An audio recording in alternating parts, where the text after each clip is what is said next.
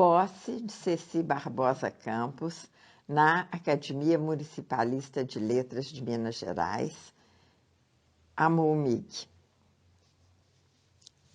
Apologia ao patrono Wilson de Lima Bastos. Não posso deixar de dar início à minha fala com agradecimentos.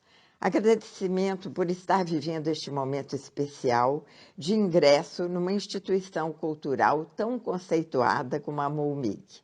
Agradecimento à minha amiga de tantos anos, Nilze Monteiro, que tomou a iniciativa de indicar o meu nome e explicar-me os encaminhamentos necessários a essa proposição, e agradecimento à comissão julgadora, que aprovou o meu currículo vitae, considerando-me apta a fazer parte dos quadros da entidade que acolheu, há anos atrás, o nome do meu avô, João Correia Barbosa Júnior, como patrono, por indicação da acadêmica Leocádia Godinho de Siqueira, representante do município de Ubá. A oportunidade de escolher o meu patrono foi outro motivo de grande alegria. Achei interessante o processo da AMOMIG de oferecer aos neoacadêmicos esta possibilidade de escolha. Frequentemente, ao ingressarmos em uma academia, existe uma cadeira pré-determinada e do patrono, muitas vezes, nada conhecemos. Na preparação da apologia, há o estudo necessário à organização do texto e tomamos conhecimento da vida e obra do ou da imortal em questão. Mas aqui na MUMIG, o fato de caber ao acadêmico a escolha e definição de seu patrono passa uma dose de afeto que não existe na outra situação mencionada. Foi o que aconteceu comigo ao escolher o professor Wilson de Lima Bastos para meu patrono. Além de sua reputação de intelectual admirado em minha cidade, Juiz de Fora, eu o conheci, fui sabedora de seus méritos pessoais por toda a vida e sempre apreciei a sua correção, gentileza no trato e integridade de conduta. É então, com alegria, que lhes apresento o meu patrono, o professor Wilson de Lima Bastos. Ele era filho de João Campos Monteiro Bastos e de Maria da Conceição Lima Bastos. Tinha 2 irmãos e 5 irmãs. Os pais eram descendentes de famílias tradicionais, radicadas na cidade desde a fundação da Vila de Santo Antônio de Paraibuna, em 1850. A mãe, conhecida como Dona Nenê, descendia do Visconde e da Viscondessa de Uberaba, o comendador Francisco de Paula Lima e sua esposa Francisca Benedita Monteiro de Miranda Ribeiro. O pai, o senhor João Campos Monteiro Bastos, era conhecido por sua generosidade. Foi o fundador da Casa de Kardec, depois denominada União Espírita de Juiz de Fora. Wilson de Lima Bastos formou-se em odontologia pela Escola de Farmácia e Odontologia de Juiz de Fora. Dedicou-se à profissão de odontólogo, com consultório na cidade, e em pouco tempo tornou-se professor na Faculdade de Odontologia. Depois fez o curso de Direito, também em Juiz de Fora, pela Faculdade de Direito de Juiz de Fora, e exerceu o magistério no curso de Direito como professor de diversas disciplinas.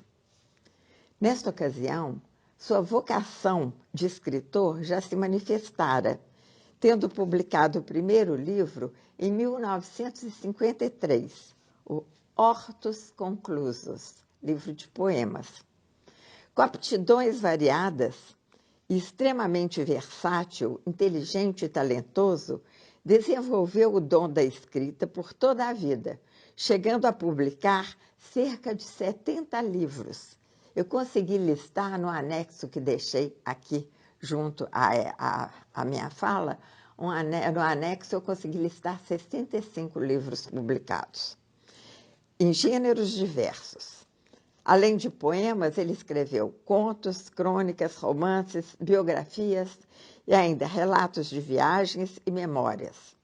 Abordou temas ligados à sociologia, à história, ciências políticas, economia, folclore, religião, direito e saúde.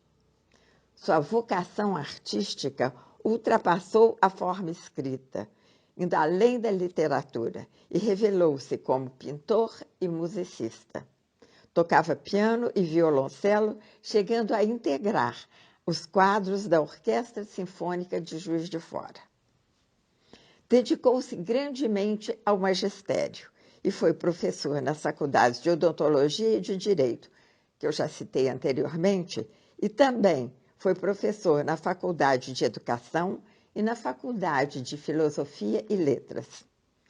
Nesta última, eu tive o privilégio de ser sua aluna na disciplina de Sociologia Educacional. Sua erudição me encantava e ele, nas aulas riquíssimas em complementação cultural, eram amenizadas pelo bom humor, uma de suas características. Quando falo em sua erudição, ressalto que ela podia ser comprovada por títulos de mestre, doutor e livre-docente em várias áreas. Teve também experiência na política, exercendo o mandato de vereador eleito em 1947. Foi diretor da Faculdade de Educação e fundador e presidente de incontáveis instituições culturais, como o Centro de Estudos Sociológicos, o Instituto Histórico e Geográfico, o Instituto Santo Tomás de Aquino e outros, todos em Juiz de Fora, imprimindo-lhes agilidade e dando origem a grande movimento intelectual na cidade. Como exemplo do seu dinamismo na direção destes empreendimentos, citamos o curso de Administração e Relações Públicas que o professor Wilson levou de Belo Horizonte e trouxe para Juiz de Fora, por meio de um convênio estabelecido com o Centro de Estudos Sociológicos. Pela primeira vez, esse curso foi ministrado em 1963. O segundo curso foi em 1964 e dele eu fiz parte. Era uma turma de quase 30 alunos. E esse curso funcionava, era um tipo de curso de extensão e funcionava por um ano. Este curso movimentou a cidade e promoveu intensa campanha pela efetivação da estrada de rodagem, que naquele tempo era a BR-32. Depois ela mudou de nome, atualmente eu acho que é a BR-262, promovendo a integração de Juiz de Fora com a Zona da Mata e o sul de Minas. Por aí nós vemos a preocupação do nosso homenageado com seu berço natal, não só nas questões culturais, mas também com os aspectos sociais e econômicos, visando o progresso e as condições de vida dos habitantes. Ele se preocupava porque achava que o Juiz de Fora estava passando por um período de estagnação e que, fazendo essa integração com a Zona da Mata e o sul de Minas, ia melhorar as condições socioeconômicas da cidade. Vejamos agora alguma coisa sobre a sua obra, os livros que ele publicou.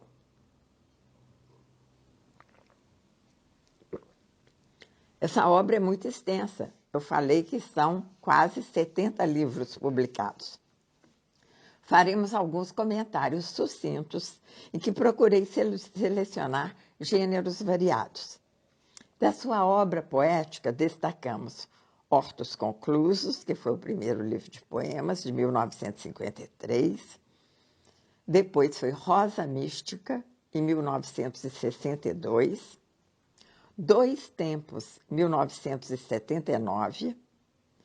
Juiz de Fora, o Ontem, o Hoje, publicado em 1982. Hosanas à Vida, 1983. Coluna da Independência, 1984. Na Senda dos Rios, 1986, Nas Asas do Tempo, 1991, Nas Veredas do Mistério, 1993. Aqui nós estamos falando só dos livros de poesia. Incluem-se trovas, versos livres e sonetos, com temáticas variadas que vão da religiosidade à história. Ele fala em trovas sobre a criação da cidade de Juiz de Fora, vai contando toda a história e o desenvolvimento de Juiz de Fora por meio de trovas. Cita momentos importantes do seu desenvolvimento, como a fundação da primeira usina hidrelétrica da América do Sul. Nesse evento, a respeito disso, ele fala: Bernardo Mascarenhas, em atitude profética, abriu-lhe novos caminhos com a usina hidrelétrica. As alegrias e tristezas que fazem parte da vida são mencionadas com calma e tranquilidade no soneto Passado Presente. Cito: A vida abriu caminhos, fechou portas. Neste contraste humano caminhei. Sorri, chorei, sofri, também vibrei. E machuquei meus pés em tantas voltas. Voltei na hora da dor e da alegria, para fitar sempre a face do amigo, com quem bebi do vinho e comi trigo, marcando a minha vida dia a dia. Hoje estou só, sem ter com quem medir. Nos momentos diversos da jornada, a extensão da minha nova estrada. E caminhando, deixo-me iludir com as fantasias que na mente guardo, uma presença em mim do meu passado. Contista e cronista da melhor qualidade, Wilson de Lima Bastos contava causos mineiros com graça e humor característicos das Gerais. No Orvalho do Céu, de 1967, apresenta quadros da vida rural numa fazenda e demonstra sua tendência ao regionalismo. Entretanto, os personagens nesta obra, como em A Nordestina e Outras 49 Crônicas, de 1968, em A Gralha Azul, contos de 1973, os personagens de O Rio e o Homem, crônicas de 1980, e Verde de Novo, contos de 1996, são acompanhados de perspicaz análise sociológica. Nos relatos de viagem, o escritor conduz o leitor com grande vivacidade aos lugares percorridos. É um grande prazer viajar com ele pelo Nordeste, numa grande aventura, conforme o título de sua obra, de 1969, Viagem ao Nordeste, uma grande aventura, em que, ao lado da narrativa regionalista, é feito um estudo socioeconômico da Bacia do São Francisco. Ou percorrer com ele o sul do Brasil, especialmente tomando conhecimento de suas observações sobre as cidades do Paraná, em Uma Viagem Inesquecível, de 1970. Em 1977, faz o relato de sua ida à Europa em Novas Dimensões do Homem e do Mundo. E em 1981, relata mais uma visita ao Nordeste em Contemplando o Nordeste. Bastos também transmite suas impressões dos Andes em Aquém e Além dos Andes, em 1984. Depois vai ao norte do Brasil e faz um relato em forma de diário, de Juiz de Fora a São Luís, Belém e Marajó, em 1987. Retorna outra vez a falar sobre viagens aos Andes. Acho que ele ficou muito impressionado com os Andes, porque ele fala nos Andes em 3 relatos de viagem. Em Volta aos Andes e em No Alto dos Andes, em plena Bolívia, de 1988, ele descreve a natureza e analisa o povo, com seus usos, costumes e tradições. Em 1990, publica Relato de Viagem, feita anteriormente, em 1975, no Outro Lado do Oriente. E, em 1995, ele escreve sobre o arquipélago de Fernando de Noronha, após realizar uma viagem para a qual ele se preparou cuidadosamente. Fez o relato sob o título Arquipélago de Fernando de Noronha, Pérola do Atlântico. E o nosso escritor fala do seu entusiasmo, de sua velha aspiração, que é conhecer o local. Ele passou muito tempo planejando essa viagem e, por um motivo ou outro, nunca acontecia. Finalmente, fê-la e deixa o seguinte comentário que eu cito. Num caso como este, nada é melhor do que ler bastante antes de encetar a viagem, procurando inteirar-me da história, da geografia, da política, economia, etnografia, antropologia, cultura, folclore, como características fundamentais da ilha ou do arquipélago de Fernando de Noronha. Observa-se aqui a mentalidade do pesquisador. Os relatos de viagem de Wilson de Lima Bastos não se limitam aos locais de turismo. São textos que sempre contêm importantes informações relativas à história, usos e costumes, como ele mesmo afirmou na citação que fizemos sobre a sua preparação para estes momentos que tanto o encantavam. Com um pequeno parênteses, relembro o entusiasmo em que se encontrava o professor Wilson em 1998, às vésperas da viagem a Portugal, que não se realizou, impedida por sua morte no dia 19 de outubro de 1998. Aumentando um pouco este parêntese, eu vou acrescentar. Como eu sou membro da Academia Juiz de Fora de Letras há 32 anos, eu participei de muitos momentos com o Dr. Wilson na presidência. E eu lembro perfeitamente ele, aos 83 anos, entusiasmadíssimo com essa viagem que faria a Portugal para participar de um congresso ou um evento cultural. As viagens dele sempre tinham objetivos culturais. E depois, poucos dias antes de embarcar, ele morre subitamente. O historiador acha-se presente nas biografias de Mariano Procópio Ferreira Lage, Francisco Batista de Oliveira, Dante Alighieri, Henrique Guilherme Fernando Alfred, e nas pesquisas sobre a problemática da civilização contemporânea, ou no livro Do Caminho Novo dos Campos Gerais à atual BR-135, em o Centro Industrial de Juiz de Fora, também em A Fazenda da Borda do Campo e o Inconfidente, José Aires Gomes. O Caminho Novo, Juiz de Fora, escreveu sobre a Associação Comercial de Juiz de Fora e a história do Sindicato dos Contabilistas de Juiz de Fora.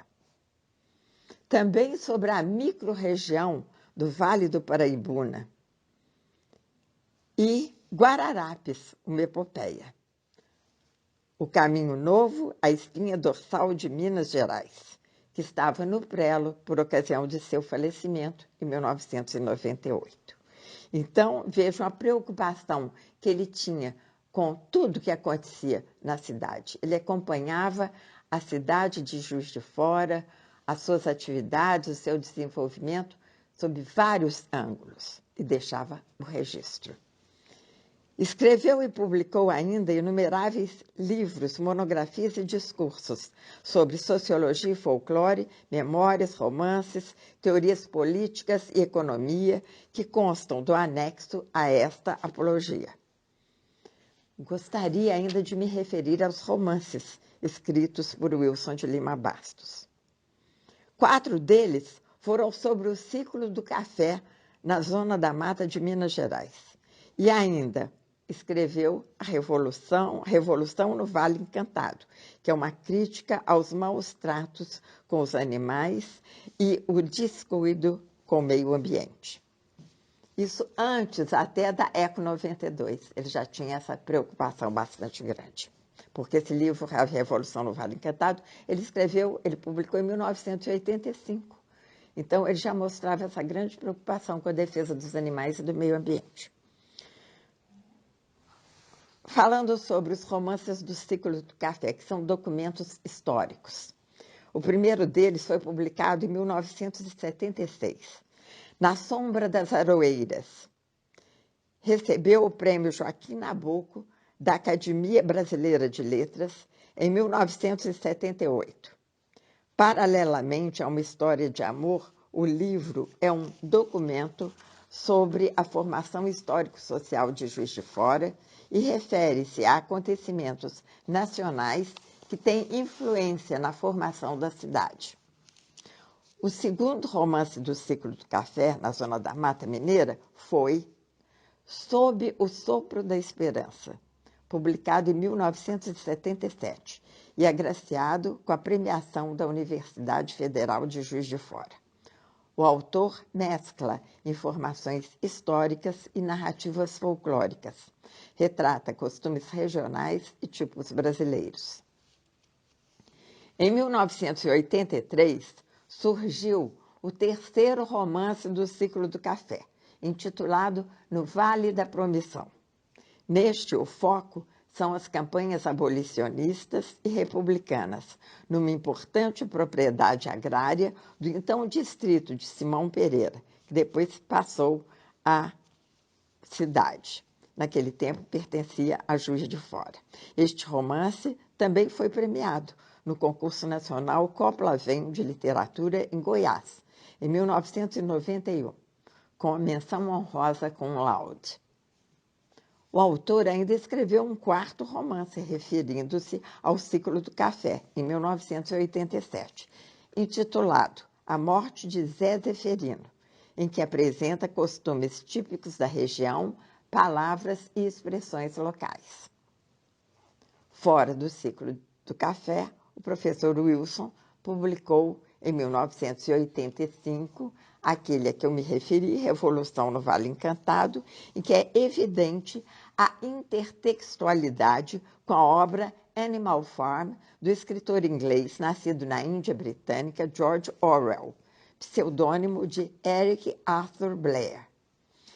Em seu romance satírico, Orwell demonstra, de forma bem-humorada, sua oposição ao autoritarismo, a conscientização das injustiças sociais, a preocupação com o meio ambiente e a defesa dos animais.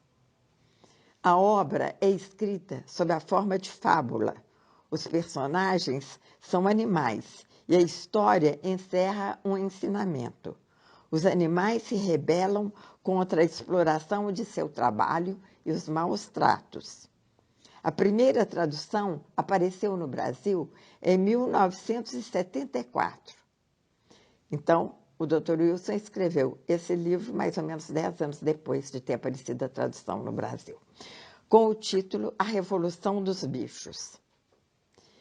Recentemente, o título foi traduzido como A Fazenda dos Animais. Saiu recentemente, saíram novas traduções de Animal Farm com esse título, Fazenda dos Animais. Então, uma tradução bem literal, contrariamente ao que aconteceu na primeira, que surgiu com o título Revolução dos Bichos.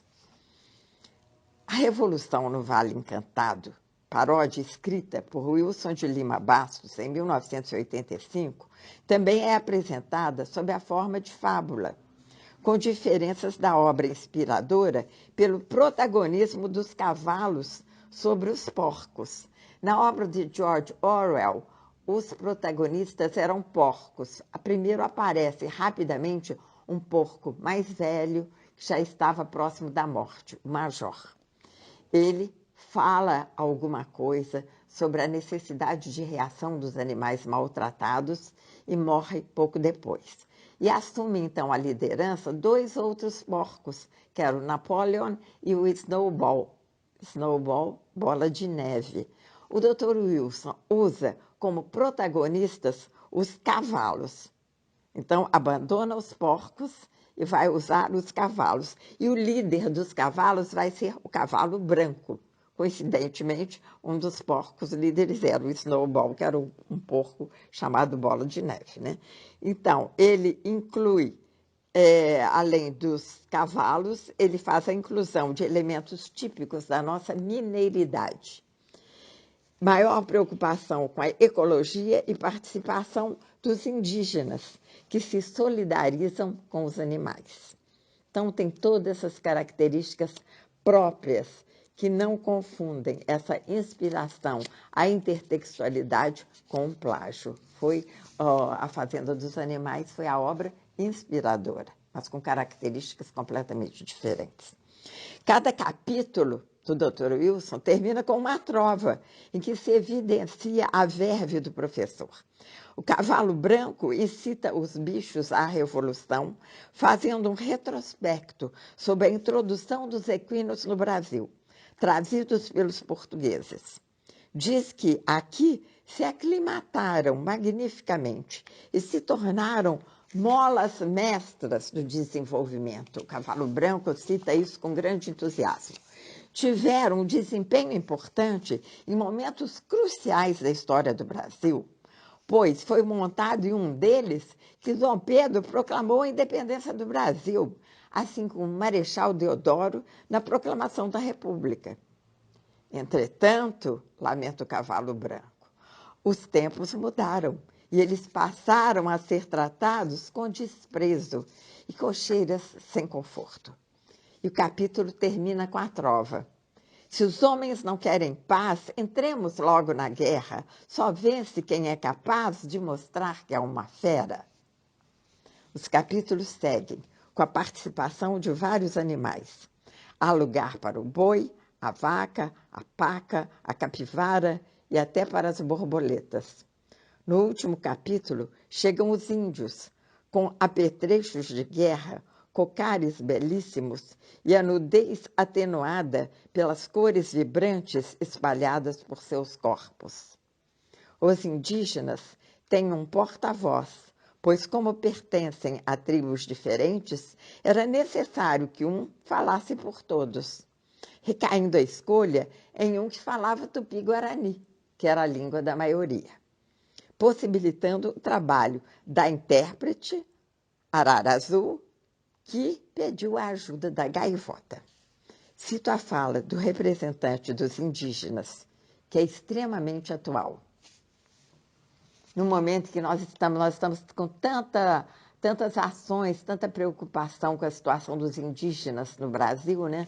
E o Dr. Wilson também fez essa inserção de indígenas na obra dele. Então, cito: antes da chegada de Cabral, existíamos aos milhões, e esta terra a que deram o nome de Brasil era um verdadeiro paraíso. Muito mais cedo do que se esperava, e vencidos os primeiros impactos, começou a tragédia humana com a derrota constante dos nossos irmãos das selvas. Falamos derrota por causa do número de mortos, vitimados por armas de fogo, que não tínhamos, enquanto que, se fosse luta de corpo a corpo, com flechas e tacapes, juro que não sobraria nenhum branco neste imenso país. O discurso do indígena foi seguido de grande manifestação.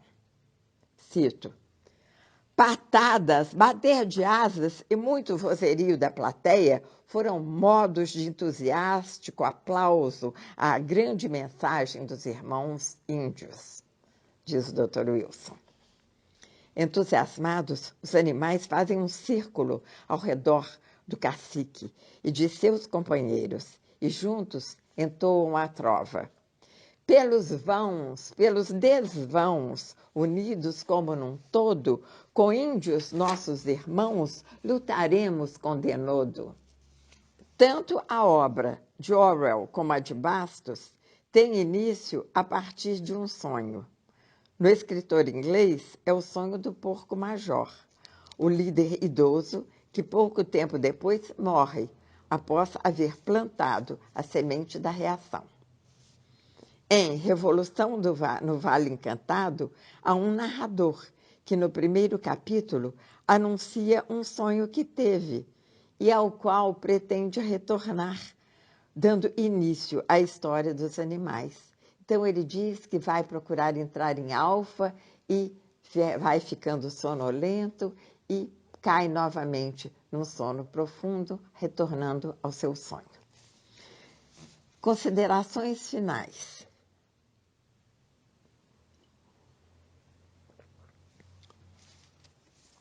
Por tudo que vimos a respeito da vida e obra do professor Wilson de Lima Bastos, os seus quase 70 livros solo publicados e quase 50 monografias, pelas suas premiações, pelas instituições de alto nível em que atuou como participante, como membro da diretoria e em muitas delas como fundador, consideramos muito justo honrá-lo com a posição de patrono de uma cadeira na MOMIG.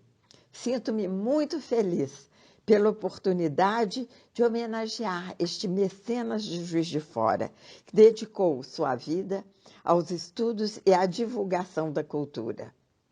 Outro juiz-forano que foi membro da Academia Mineira de Letras e da Academia Juiz-Forana de Letras, o professor doutor Almir de Oliveira, em certa ocasião, referiu-se ao nosso homenageado, afirmando: no futuro, quando alguém quiser escrever sobre a história de Juiz de Fora, terá que passar pela obra literária de Wilson de Lima Bastos.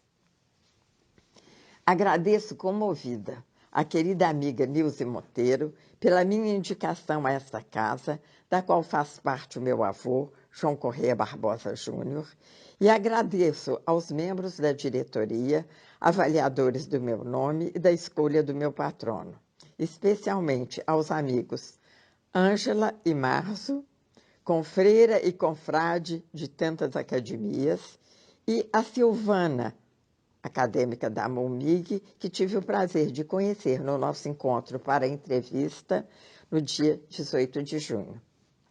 Espero contribuir com o meu trabalho e minhas pesquisas para o engrandecimento deste sodalício, prestando assim a minha homenagem a estes dois grandes intelectuais, o professor Correia Barbosa, meu avô, e o professor Lima Bastos, meu grande amigo. Muito obrigada a todos.